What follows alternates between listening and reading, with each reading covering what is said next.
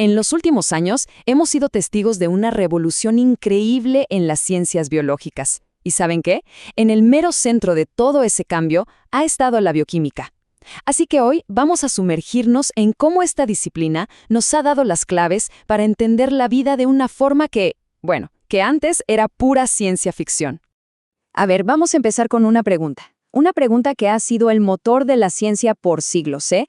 ¿Será que la química, el estudio de la materia, de lo que estamos hechos, puede de verdad vencer a la enfermedad? Bueno, la respuesta, como vamos a ver, no es solo un sí rotundo. Es que ya está pasando, ahora mismo, a nuestro alrededor. Y para que veamos esto en acción, vámonos directo al campo de batalla, a la primera línea, la medicina. Porque es justo ahí donde el poder de la bioquímica se hace real, se puede tocar y, lo más importante, se traduce en vidas salvadas. Miren, estos fármacos que están en la tabla no son un golpe de suerte, para nada. Son el resultado de un diseño molecular súper inteligente. Pensemos en la leucemia, por ejemplo. Los científicos crearon la 6-mercaptopurina, que es básicamente una molécula impostora. Se hace pasar por la hipoxantina para, ¿saben qué?, frenar en seco esa división de células sin control. Pasa algo parecido con el ACT, que fue diseñado para bloquear la replicación del VIH. O sea, este es el poder de la bioquímica en su máxima expresión. Entender el idioma químico del cuerpo para poder, digamos, reescribir algunas de sus reglas. Y aquí, justo aquí, está el concepto que lo cambia todo, la clave que abre todas las puertas. A ver, la vida no es magia. Por más complejos y maravillosos que nos parezcan los procesos biológicos, al final del día obedecen exactamente las mismas leyes de la química y la física que gobiernan una estrella o una roca. Y en el momento en que la ciencia entendió y aceptó esto, ¡pum!, se abrió la posibilidad de, por así decirlo, hackear la biología. Ok, ya vimos el impacto que tienen estas ideas, ¿no? Esto nos lleva, lógicamente, a una pregunta básica pero fundamental. A fin de cuentas, ¿qué es exactamente la bioquímica? ¿De qué va todo esto? En pocas palabras, la bioquímica lo que busca es entender la vida, pero en el nivel más pequeño, el nivel molecular. Pensemos en este organismo unicelular que vemos aquí. La bioquímica se hace preguntas como, ¿qué moléculas son las que le permiten moverse? ¿Cuáles le ayudan a comer y a reproducirse? Lo que está buscando en el fondo es el código fuente químico de la vida misma. Y claro, esta es una tarea gigantesca, ¿no? Por eso la bioquímica se suele dividir en 3 grandes áreas para poder abarcarlo todo.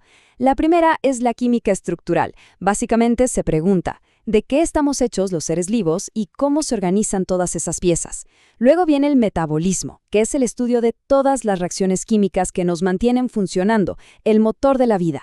Y finalmente, la química de la información, que seguro les suena más como genética molecular. Esta se enfoca en cómo se guarda y se pasa de generación en generación ese increíble manual de instrucciones que es la vida. Pero ojo, este entendimiento a nivel molecular no es algo que se descubrió de un día para otro, ni de cerca. Para llegar a donde estamos hoy, la ciencia tuvo que pelear una verdadera batalla. Una batalla contra una idea súper antigua y arraigada sobre lo que es la vida. Por siglos, la idea que dominaba era algo llamado vitalismo, que decía, pues, que los seres vivos teníamos algo especial, una fuerza vital, casi una chispa divina, que nos hacía completamente diferentes de la materia inerte, como una piedra. O sea, bajo esta idea, la química que se hacía en un laboratorio y la química que ocurría dentro de un ser vivo eran 2 universos aparte, imposible juntarlos. Y de repente, ¡boom!, en 1828 llega un experimento que lo pone todo de cabeza.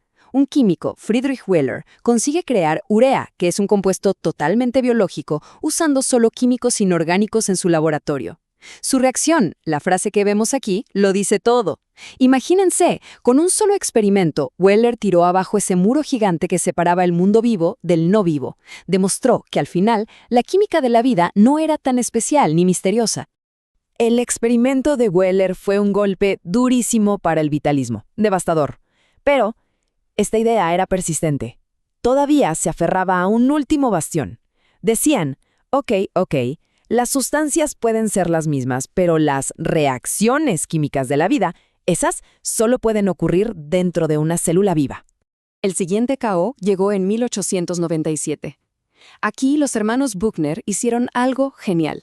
Tomaron levadura, la machacaron hasta que no quedó ni una célula viva y demostraron que ese extracto, esa sopa de levadura muerta, aún podía fermentar azúcar y convertirla en alcohol.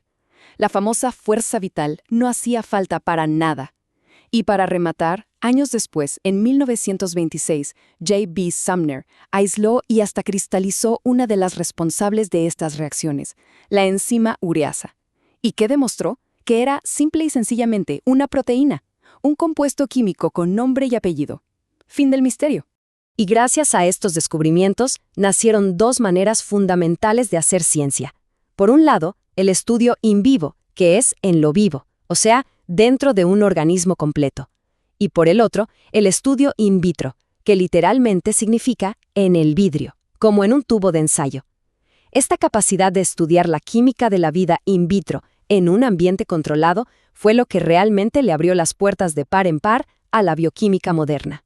Así que, con el vitalismo ya fuera del camino, la bioquímica quedó lista para convertirse en el gran puente, la pieza que iba a conectar un montón de campos de la biología que andaban por separado, y al hacerlo, desató una revolución total.